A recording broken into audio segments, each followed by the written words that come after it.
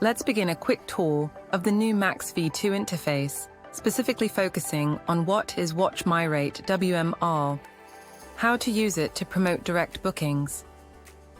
WatchMyRate WMR is an add-on product that can be used in conjunction with SwiftBook.